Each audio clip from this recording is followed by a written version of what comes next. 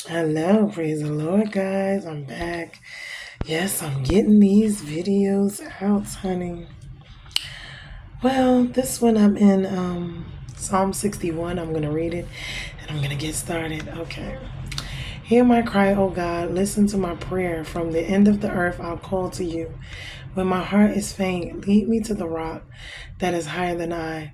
For you have been my refuge, a strong tower against the enemy. Let me dwell in your tent forever. Let me take refuge under the shelter of your wings, Salah. For you, O God, have heard my vows. You have given me the heritage of those who fear your name. Prolong the life of the king. May his years endure to all generations. May he be enthroned forever before God. Appoint steadfast love and faithfulness to watch over him. So will I ever sing praises to your name as I perform my vows day after day. Um, Not really sure which one I'm going to call this one. This one is kind of talking about the same thing. They're kind of having the same because they're right behind each other. But this one is right, like connected to when David was displaced. He was seeking rocky sanctuary. It was mentioned in his continued life and heritage. I think this was when he had to evacuate during the rebellion of Absalom, his son, which was weird and crazy. Household enemies, monitoring spirits, familiar spirits. These are the things that plague us more than anything, especially as believers, because the ones who monitor us, usually they're not helpful. They're not the ones helping. They don't want to help. They don't want to promote. They don't want to see you succeed. They'll just sit and watch. They'll never, help, nothing, but they'll critique. They'll, judge. They'll have all this extra going on all the time. Everything you do will be an error, will be an issue, a problem, especially when it's not to their so-called liking or whatever it is.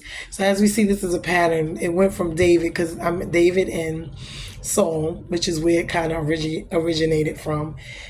Saul, the only reason he really had was the fact that, David was going to replace him, and he didn't want that. David was the one God favored, because Saul was doing what he was doing. So now we get to Absalom, which is David's own son. But see, a lot of this had to do with David when he cheated with Bathsheba. A lot of these things fell upon him. This is why disobedience is much better than sacrifice. So anyway, I think this was a time when he fled over to the Mount of Olives, and he was headed to the fortified city of Mahanaim. So David begins the song with appeal to the Lord to hear his request. David's reference to the end of the earth may be resembling the English phrase in the middle of nowhere. Apparently, David was feeling displaced. He probably was, because he was running around a lot, hiding from, first it was Saul and then his own son, Absalom. So he felt displaced. You could feel it in his, confidence was sagging kind of.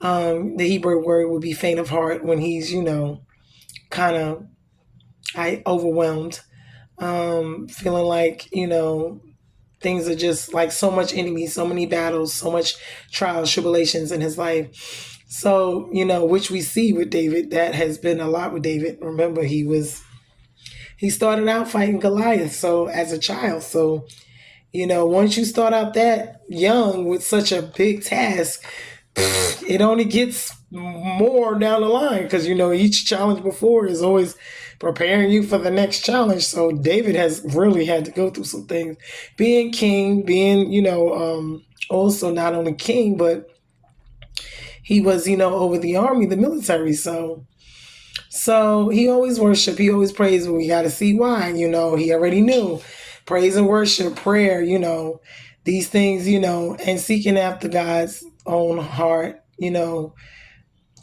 this one, he's talking about the Ark of the Covenant. It was kept in a tent, which was the center of Israel's worship. Remember, the Ark of the Covenant, it includes images of angels spreading out their wings. So when we think about that, it's like a common metaphor to be guarded under the Lord's wings, meaning the protection, which, during these times, you need protection. You need defense, as a mother bird would protect her child by covering them, putting her wings.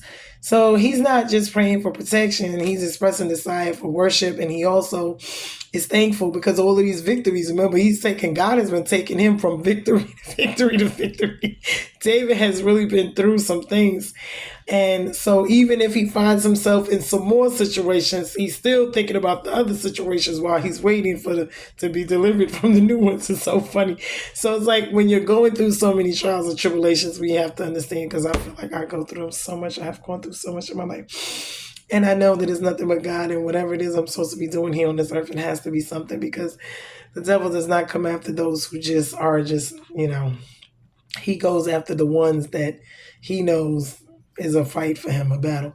So the one thing that he does is he remembers God's promises. He keeps them hidden in his heart, and one of them was, for him to live a long life was one of them, and to be the king and to rule, and for his descendants to be blessed, and his successors, to come and get the throne, and for them to continue on when he's gone, for the fulfillment of what, God has said over his life. So we got to pay attention to what God is saying in our lives, and we got to hold on to it too. And that he was going to be the descendant of the Messiah. Because remember, Jesus came through the lineage of the tribe of Judah, which was through David's lineage. So, whenever David got into these, issues, we remember that and reminded God of that, telling him, praying and then praising and worshiping, and, but I'm going to give my little tidbits on it. One thing about David, he always surveys the situation, because it's like one problem is solved and there's always another one. So he's leading the battles, he's doing all these things, and he's seeking God's responses, and he's writing these things. So he surveys the situation and look at the situation through the eyes of a poet. He pictures, different things, floods, earthquakes, whatever. And this is how he gives his metaphors, from whatever, from the Moabites to Edomites, and asking the Lord to forgive and restore the people, and staying steadfast no matter what's going on, and not going backwards, but going forward. He talks about being drunken with the wrath of God and God's judgment and his staggering, situation. Second, he lifts up his banner, the God of truth, meaning he knows that there's going to be issues, and he knows that his life is not going to be, a cakewalk. He knows it's going to be a life with battles or trials and tribulations both. But he remembers and knows God still loves him, and God still loves us and cannot change, will not fail, no matter how much we feel. So he lifts the banner of truth, and which is the Lord is my banner, which is one of the names of Jehovah, which is our God. And then he knows that God is capable, and he's dependent on God, but he has to wait till God decides to rescue him. But he knows sometimes in the past that God is going to do it, and he does it. He always does it. He just does it in his own time, in his own way. So he also listened to the command, and he knew he was second in command. He's always behind God because God is over him, and he, really can't move and do unless God tells him. So he has to, God tells him stop worrying. He knows he has to stop worrying. We're really not supposed to worry, but at times things get to be, a crunch, and God understands, even though we're not supposed to. And so he knows he has to walk and talk like one, and not worry, and have faith and not be afraid. Finally, he launches out his faith and says, I don't have any confidence in myself, but I have confidence that God was going to lead me to victory, because he always goes before us, and he gets, gives us the help and the victory always. So when you're surrounded by trials, when you're being monitored, when, you have these monitoring spirits, familiar spirits, household spirits, when a lot of them tend to be enemies, as we say, you ask God to hear your cry, your heart usually is overwhelmed, and you're asking God for help and to give you strength and to give you shelter, to hide you, to, to abide in him, to be protected, to be defended, by him, on that he is your rock, your strong tower, your fortress, you rejoicing and never throwing in the towel. Because God never loses battles. We might win the wars, etc., but we do. He doesn't. And so we have to be, trusting and in faith with that, and having faith in God that he will do that. So in times of trouble, we pray. This enabled us to go higher. Prayers keeps our mind from the doom and gloom and on God. And then prayer enabled us to focus and come closer to God. But it also allows us to see ourselves in the situation and what things we need to change and do, our attitude, our mind, our spirit, our soul, whatever it is, inner and outer around us, people in our lives, places, jobs, whatever, friends, family, whatever. So it shows us these things. You got to grow in order to be richer, meaning your heritage. You have to live in Christ. You have to live fuller, and not meaning the length of life and depth, but you can't depend on the worldly things of life, meaning, it has to be more to your life than that. And then it enables you to be happy, and it changes you and lets you see the situation from a different lens or a different, angle. So this is what I have been getting out of it, even with my own self and my own walk in my own situations with life, because sometimes it's really not, we always talk about the hard times, and the hard times, because those are the most difficult. But at the same token, we cannot get past the middle ground, which is okay times. And then also at the high points, we have to be mindful at all times, because remember, the enemy comes to steal, kill, and destroy us always, all of the time. This is his MO. This is what he does. He comes to steal, to kill, and to destroy. So we have to always be on guard. There's times we go and rest, and God gives us different seasons to rest, to fight, to war, and we got to know which season and what pattern and what issues is, situation, circumstances, what time frame we're in, in our lives, in order to pay attention, because we're not going to always be in the battle season, meaning God gives us rest at times. We're not going to always be in the drought season. We're not going to always be in a barren, fruitful season. There's different times in our life. We're going to have different things at different times going on. So we do have to pay attention to the patterns and the seasons in our life in order to know what's going on, because we got to keep kind of a balance. Life is not neither one-sided or the other. It's kind of in between. It's kind of like a balanced situation. You're not going to always have the good. You're not going to always have the bad. You're going to always have kind of a good and a little bit of bad, and a bad and a little bit of good, whatever it's going to be. But it's always going to be a mixture.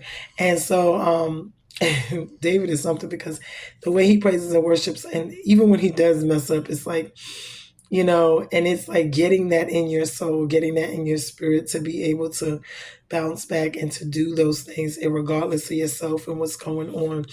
Because just knowing that God loves us, and he's waiting on us, and he's waiting on us to return and come back, and, to even still forgive. And he gives us grace and mercy for those times when we're not praying like we should, when we are faint, when we are having issues, when the world, life issues, meaning regular everyday things in life. We work, we have to cook, we have to clean, we have to tend to our spouses, our children. We have to be performing on our jobs and our careers, or whatever it is that we do. So we do get tied up at times. We do get tired. We do, may not pray like we should, or may not, and so God gives us grace and mercy even in those times. So in the times that we are doing well, or we think we're doing well, because it's not by us, it's by God. But when we are cooperating, we can't boast, and be better than. But when we are kind of doing, both better, whatever, we got to reach out, pay attention, not get prideful and boastful. And then also when we're not, we have to give ourselves a little grace, because God does, and he gives us mercy each and every day is new, to get back on track, and to just realize that we're allowed to feel certain ways and go through certain things, because God knows that this is what we're going to do, because we are human beings. And he knows that the human side of us, this is why Christ came, so he could experience these things, for himself, so that he would know what we feel, what we go through when we go through it, And that's the beautiful thing about Jesus, about him coming. It's why he's so mercy with us, and he has such patience and, kindness and forgiveness towards us, because when you think about people, in a sense, they don't have that long suffering, that patience with us, the way, they'll just throw us away. But God, Jesus, they have it. And it's like, that's why they are who they are. They're not human flesh, they're spiritual, and they're, God's, because we ourselves, we think we know these things, and we really don't. And we have to learn from them, because they're the ones that made us, and they're the ones that we originated from, and know, who's doing what's what with us in every aspect of our lives. It's like, it's just so crazy, but it is true, and the more we delve into these things, and I'm looking, because I'm like, David did what? This one did this one did that. And I'm just like, wow. So if they can mess up, we can mess up. We don't want to make a habit of it because it makes things long and hard to drawn out. But we still got to know if and when we do, God is there. He loves us. He's waiting. And He wants to make things right with us. But our lives are just not going to be, perfect. And we're not perfect. And we also cannot ask for that from others. So we have to be mindful of that too, because at the end of the day, we can't ask for what we can't provide or give. And a lot of times we see that in this world. But it's not good to do that, because you can't ask somebody for love and loyalty if you can't give it, and all these other things that we want and we claim to be experts at. And everyone has the answer and the remedy for it. And then we don't, because we really don't know what we're talking about in all actuality. So I love this passage. I'm not sure if I'm going to do it anymore. I do have to go to work. I have a bunch more that are here, but I have to get myself together before I'm able to actually get them out. But be blessed. We're bruised and not broken, right? And sometimes God breaks us, but we are keeping the faith, standing, keeping the faith. We got our armor on. We're fighting a good fight, and we're going to keep it trucking. And I'm going to see if I'm going to do any more, because I do have to work later on. But I'm trying to get as many done as I can. But bless you guys. And until the next one, we are bruised and not broken. Love you guys. Later, smooches.